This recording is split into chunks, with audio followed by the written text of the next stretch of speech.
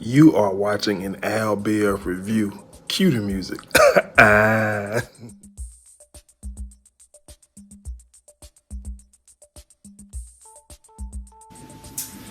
What's going on, guys? Welcome back to my channel. You know the vibes. Happy Thursday. I cannot wait for Friday to get here. But nevertheless, I'm here with the Black Ink Crew New York review. If you're new to my channel, be sure to subscribe. Everybody be sure to like, comment, and share. It's time for this TV show to go off. Mainly because there's nothing interesting that's really happening on the show. Like, we don't even have no drama that's interesting at this point. You know what I mean? But anywho, last night episode was kind of, short and quick. It was about, we find out that Donna is not as bright as we would like our adults to be. We find out that Donna has not paid taxes since the year, 2014. Since 2014. And, the reason she has not paid taxes since 2014 because she said she had no knowledge that she had to file taxes every single year. Then she went on to say that she thought that you filed taxes every 4 years. So, Donna is exactly as smart as I thought she was. What adults, grown adults, do not understand the principle that if you want to live here, you're going to have to pay to live here. Like, that's just what it is. And I just, for the love of me, man, this episode, well, not so much this episode, but Donna just went over my head. Even when we was watching the show, my girlfriend, she said, why in the hell did she let them put this on TV? And I couldn't agree more. It's just like, you're that dumb to actually sell your soul for a check. So anywho, let me go ahead and get into the story. So she goes to meet up with an accountant to see, how much she owed, what can be done, etc., etc. So, come to find out, within the last, 2014, 5 years, about last 5 years, 4.5 years, or however long it's been, Donna has made, according to the TV, she has made $225,000. I believe I said that right. $225,000. Yeah, I said it right. So that averages out to be about a little $50K a year, somewhere around like maybe 56. I'm gonna say somewhere between 54, 56,000 a year. Which is believable because I'm sure she's getting a check from whoever the production company is for this television show. I don't remember it being on TV since 2014, but it could have been. You know what I'm saying? Like, I'm not even gonna look that up, but I can believe it. She getting a check from the production company for being on the show, probably about somewhere between, I'm gonna say they're paying Donna somewhere between $30,000 and $40,000. That would be my guess, and then the other 10 or 15 or whatever you want to do is her hustling, tattoos, and just tricking, just tricking, So I can believe in the past 5 years she has made $225,000. So come to find out, she owes the federal government about $70,000 and the state government, the state government about $30,000. So in total, she owes about $100,000 in back taxes. If she files, I want to put emphasis on that. If she files, first of all, I want to put this on TV anyway. The main reason why, because as soon as I find out that I have not been filing my taxes, because I'm stupid enough to not know I have to file taxes because I'm an American citizen, I would go to an accountant, like she did, get some numbers drawn up, and I would make the executive decision that, I'm gonna float under the radar until they catch me. Like, I already owe them $100,000. How worse could it be if they catch me? I'm already, once I file, I immediately get on the IRS radar. Then I owe them $100,000. Then I'm facing jail time because I do not have $100,000 to pay to both federal or state taxes that I owe. So, to me, the best option would be continue to float under the radar like you have been doing, but all that's over now because you were stupid enough to go on national TV with this stupid behind storyline. Dumb. But now she in her feelings, she feeling like it's not fair. She shouldn't have to go to jail for something that she didn't know. I just can't with Donna, man. Like I said, it's time for the show to go off for them. Somebody date within the show. So anyways, also on this show, what the girl named Crystal, she comes in the shop, lets everybody know that Tati has been locked up. She's in jail now. None of the crew members did any type of searching. They didn't put any type of effort towards finding Tati. Walt was like, well, we would, but we don't know which jail she's in. She could be in the Bronx, Queens, Harlem. Like, it's just so many jails up there in the state, in the city.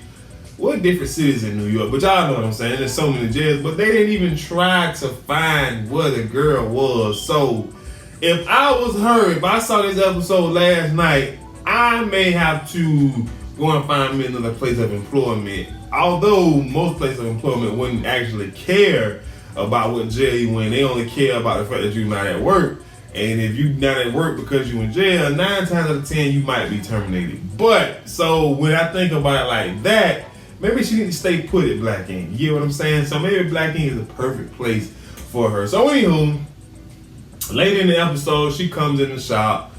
Everybody speak. But you can tell she want to talk about. I hate when people come in and you can obviously tell that they want to talk about what they're going through.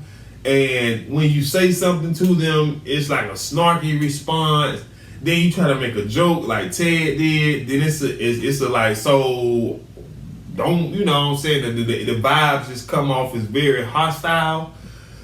I don't like that. Like, if you don't want to talk about it, stay home or don't come to work until you well enough to put your personal life, keep it out there, keep the noise out there, and, let us, vibe and work up in here. You get what I'm saying? So anywho, Ted tried to make a joke out of it. She didn't like it. She told him the least he could do is not pretend like he cared because she already know. So Ted calls out back. He has a talk with her. Excuse me. They had a little romantic relationship last season or whatever, and we find out that she basically got a possession charge. She says it was a situation when she was in the wrong place at the wrong time. They got pulled over. They started searching the car. You can tell she knew this was going to be on TV. She wanted this to be on TV. And she was very careful about not letting us know what was in that car. Because if you get a possession charge, you can tell us what kind of drugs it is. You can tell us if it's weed, you can tell us if it's coke, if it's ecstasy, if it's Molly, is it acid? You can tell us what it is. But she was just like, I can't say. No, you just don't want to judge you for being a cokehead or whatever kind of drug you was doing. Because you could have told us what kind of drug it was. But nevertheless, so now she got to go and she bailed out or got out, I don't know. She had to go before the judge and let the judge decide her fate. I don't know if it was this episode or the previews for next week's episode, but basically she looking at like a minimum of, like she said, 18 months probation as well as rehab. So, I mean, I want to know what the drug is. That's the only question I have. What is the drug? Because everything else is irrelevant if you're not going to tell me the drug. But anywho, also this episode, Caesar, he goes to check on his baby mom. She's fresh out of jaw surgery. She cannot talk. And I ain't going to even lie. I hope when she pull that mask off her face that she look exactly how she wants to look, because I'm all for plastic surgery, cosmetic surgery, or whatever you call it. I'm for all that. But when you start messing with your face, like, that's kind of extreme to me.